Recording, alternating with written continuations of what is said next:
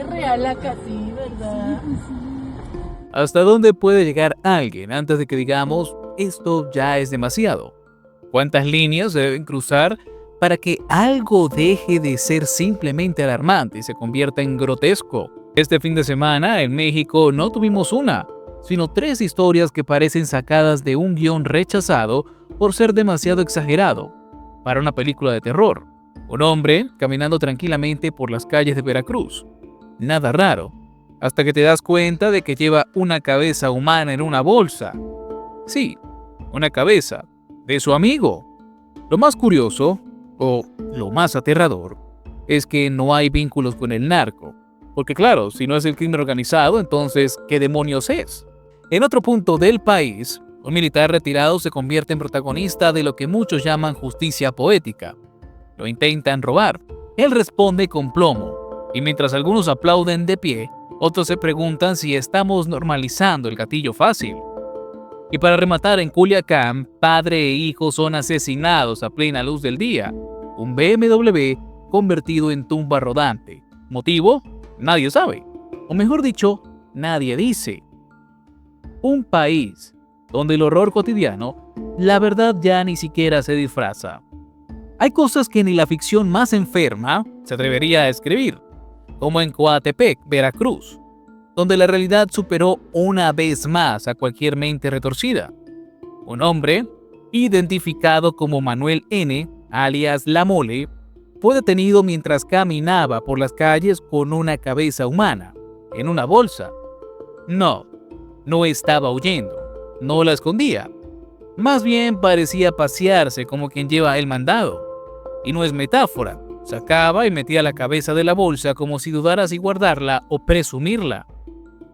Lo detuvieron en la colonia 22 de septiembre, justo donde las cámaras de seguridad rara vez funcionan y donde el silencio vecinal se mezcla con el olor a la impunidad.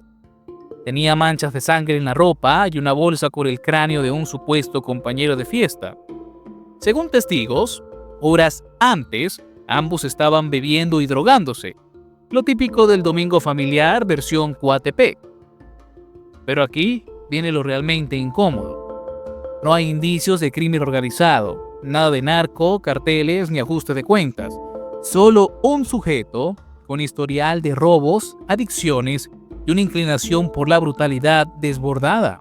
Y ahí es donde empieza el verdadero miedo, porque el monstruo no venía de Sinaloa ni de Michoacán. Prácticamente vivía al lado. ¿Será por esto que ciertos políticos de Veracruz, como la morenista Avelina López, pierden el control frente a las cámaras?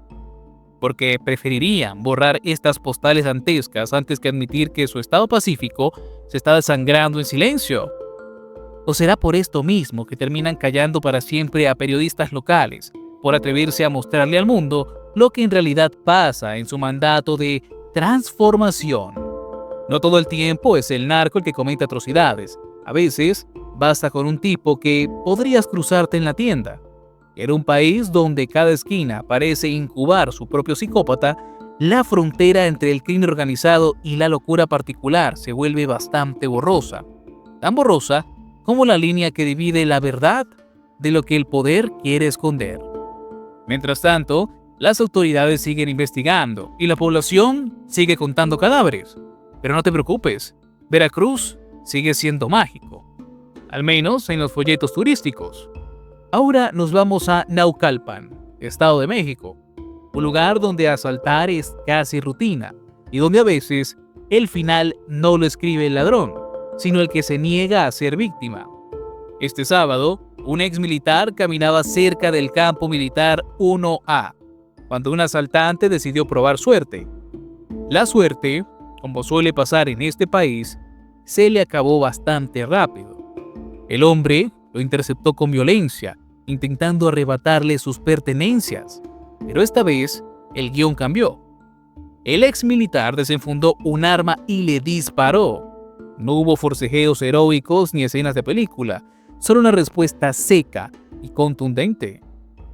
El asaltante murió en el acto, cayó ahí mismo, en la banqueta, con sus pants negros y su cubrebocas como única defensa. Las autoridades lo detuvieron, al menos hasta que decidan si fue legítima defensa o si, por no dejarse matar, cometió un exceso. Porque aquí, a veces, parece que la víctima termina explicando más que el agresor. El muerto, según vecinos, era un rostro conocido. Robaba con frecuencia y todos sabían quién era. Todos menos quienes deberían haberlo detenido antes de que intentara otro asalto más. O quizás lo sabían y simplemente no les importó. Mientras tanto, no faltaron los aplausos. Literalmente, algunos testigos celebraron la reacción del exmilitar. No por gusto por la sangre, sino por hartazgo. Porque cuando robar se vuelve paisaje, cualquier acto de resistencia se siente como un alivio, aunque este alivio sea a balazos. Pero eso no resuelve nada. No devuelve la seguridad ni evita que el siguiente asaltante lo intente. Porque mientras el Estado siga en pausa y la justicia aparezca solo cuando hay un cadáver, los ciudadanos seguirán actuando por su cuenta. Lo grave es que muchos lo ven como la única opción. ¿Y los responsables de garantizar la seguridad? En silencio total. Ni una declaración, tal vez porque admitir que un militar retirado tiene que hacer lo que la policía no hace sería demasiado incómodo para ellos, o demasiado evidente. Porque aquí el problema ya no es que haya asaltos, es que dejarse robar se volvió la expectativa y defenderse el escándalo. Y si eso no incomoda a nadie en el poder, quizás ya entendimos por qué seguimos contando muertos como si fueran parte del mobiliario urbano. Culiacán, tierra donde las balas no piden permiso y los autos de lujo terminan convertidos en mausoleos móviles. Esta vez, las víctimas fueron Juan Carlos, de 44 años, y su hijo Abraham, de apenas 15. Viajaban en un BMW blanco cuando otro vehículo se les emparejó y les disparó sin contemplaciones. El papá, herido, intentó escapar manejando unas cuadras más, pero el cuerpo le falló antes que el auto.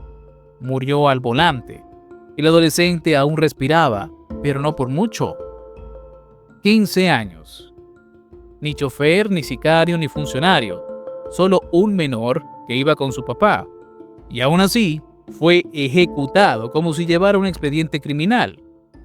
¿Confusión? ¿Venganza? ¿Mensaje? Realmente nadie lo sabe.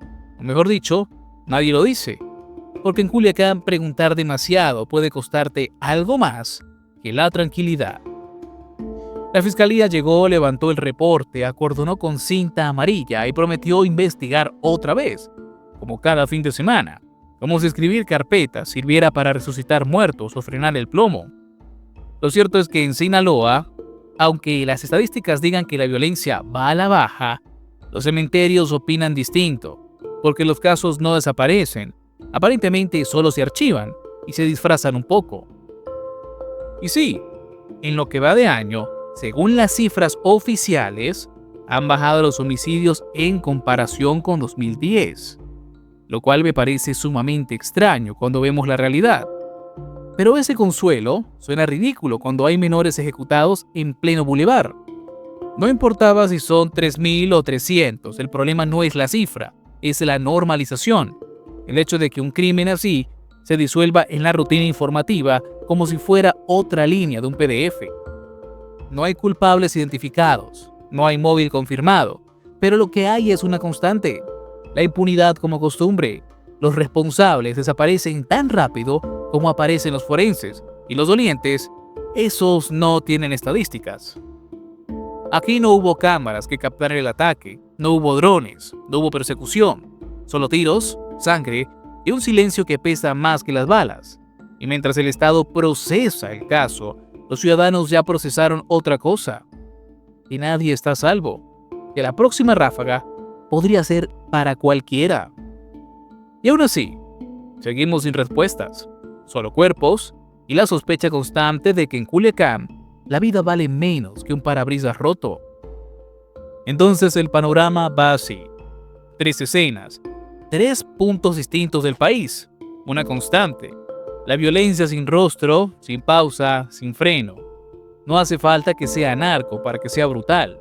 No hace falta que sea crimen organizado para que nos reviente la lógica. Porque en México, el horror ya no necesita estructuras, se organiza solo.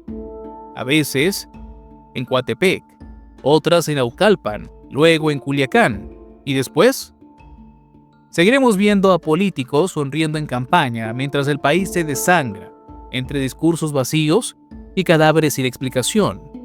Pero tranquilos, todo está bajo control, o al menos eso dicen en el boletín oficial de la mañanera. ¿Ustedes qué opinan? ¿En serio está bajando el crimen? ¿O realmente ya no sabemos de dónde están sacando esas cifras? Si te gustan nuestras investigaciones, te invitamos a ver más de ellas en nuestro canal. Subimos contenido diariamente. Recuerda que somos Nación y Frontera y estamos aquí para traerte la verdad.